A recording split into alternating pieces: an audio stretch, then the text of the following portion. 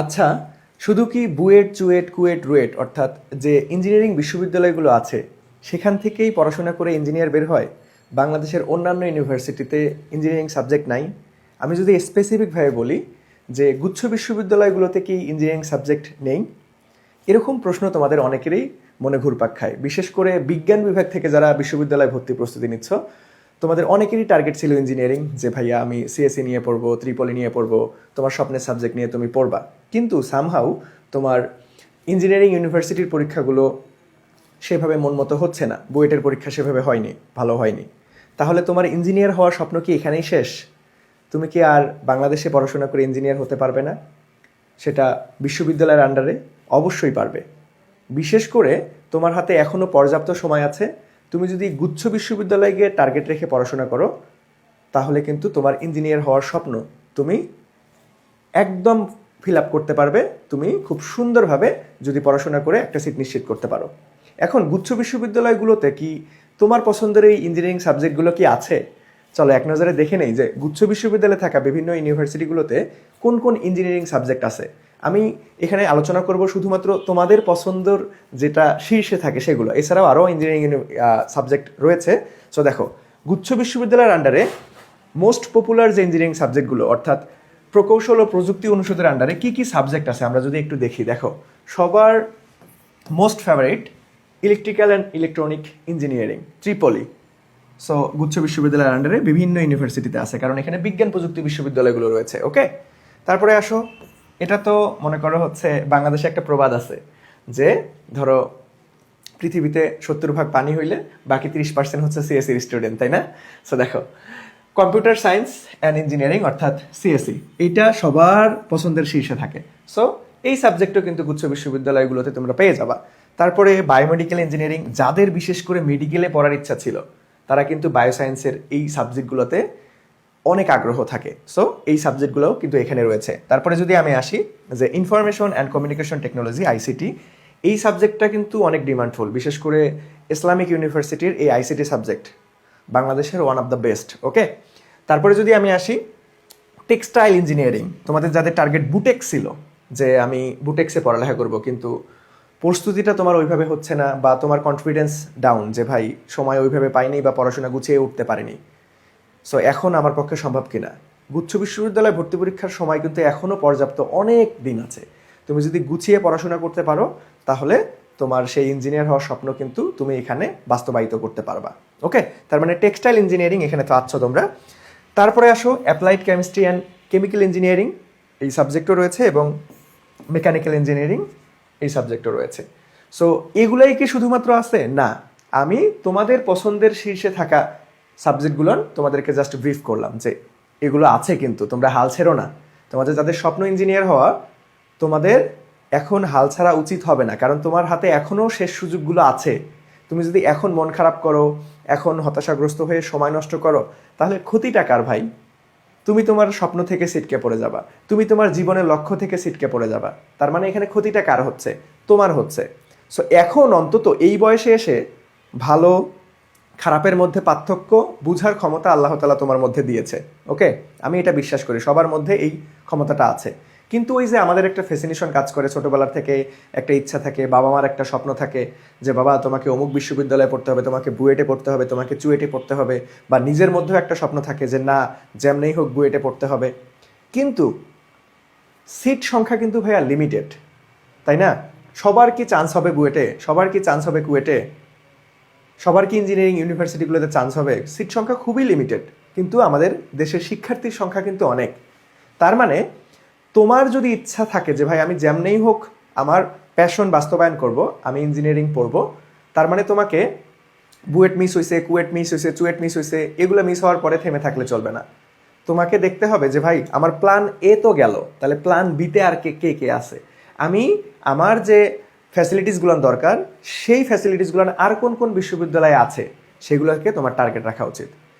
আমরা সবসময় বলি না যে ভাই লাইফে অলওয়েজ প্ল্যান এ না কাজ করলে প্ল্যান বি, প্ল্যান সি এগুলো রেডি রাখতে হয়।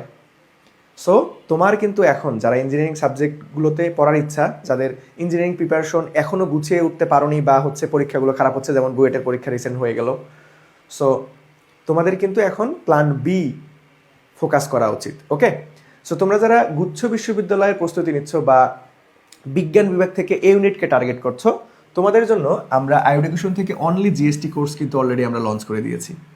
এখানে শুধুমাত্র আমরা গুচ্ছ ওরিয়েন্টেড, অর্থাৎ শুধু গুচ্ছকে কেন্দ্র করেই তোমাদেরকে পড়াবো। এখানে কি কি পাচ্ছ তোমরা? ক্লাস, পরীক্ষা, আর্কাইভ ক্লাস, অনেক কিছু পাবে। সো চলো তোমাদেরকে একটু বুঝাই দেই। সো আমাদের ফিজিক্স, কেমিস্ট্রি, ম্যাথ, বায়োলজি প্রত্যেকটা সাবজেক্টের গুচ্ছ ডেডিকেটেড লাইভ ক্লাস অনুষ্ঠিত হবে। প্রত্যেকটা সাবজেক্টের তোমরা 12টা করে লাইভ ক্লাস পাবে। তার পাশাপাশি ধরো তোমার বেসিক দুর্বল আছে, তোমার ফাউন্ডেশন ওইভাবে ক্লিয়ার না সব কিছু, তাহলে তোমার কি করণীয় এখন? সো তোমাদের জন্য আমাদের ওয়েবসাইটে অর্থাৎ আর্কাইভে আমাদের ভার্সিটি এ ইউনিট ব্যাচের সকল ক্লাস কিন্তু আমরা খুব সুন্দরভাবে সাজিয়ে রাখছি। এইখানে আমরা যে কাজটা করছি, প্রত্যেকটা সাবজেক্টের একটা ক্লাসে একটা সাবজেক্ট শেষ, অথবা একটা ক্লাসে 2টা অধ্যায় শেষ, অথবা আমাদের একটা ক্লাসে 3টা অধ্যায়, অথবা একটা অধ্যায় শেষ করে ফেলছি, বিষয়গুলো এমন না। আমরা এখানে একদম রুট লেভেল থেকে পড়িয়েছি। তোমার একটা করে অধ্যায় আমরা এমনও হয়েছে যেগুলো বড় বড় অধ্যায় 2টা 3টা করে ক্লাস নিয়েছি একটা অধ্যায়, ঠিক আছে? তার মানে আমরা কত সুন্দরভাবে প্রিসাইসলি তোমাদেরকে পড়িয়েছি। ক্লাসে আমরা কিভাবে পড়িয়েছি, এগুলোতে তোমার কনসেপ্ট ক্লিয়ার করে দিয়েছি। ওইখান থেকে থিওরি টাইপ প্রশ্ন কীরকম হইতে পারে সেগুলো দেখিয়ে দিয়েছি। ওইখান থেকে ম্যাথমেটিক্যাল টাইপ প্রশ্ন কীভাবে হয় সেগুলো দেখিয়ে দিয়েছি। হাতে ক্যালকুলেশন থেকে শুরু করে A to Z এভরিথিং।